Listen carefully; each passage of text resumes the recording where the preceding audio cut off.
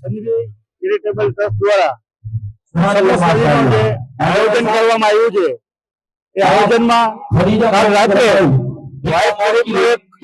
શાનદાર જલસો રાખવામાં આવ્યો હતો। 10-12 ડિગ્રી તાપમાન હોવા છતાંય, ઠંડી હોવા છતાંય હજારોની સંખ્યામાં લોકો બરેલીથી આવી એટલે શાનદાર તકરીર કરી હતી।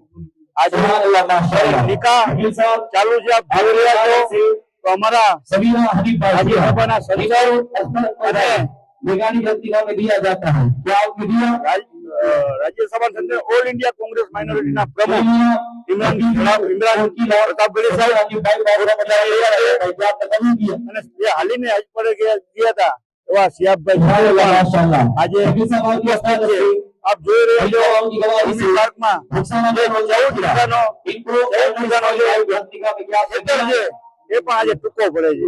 એટલો બધો લોકો દીકરા દીકરી જોવા આવ્યા છે।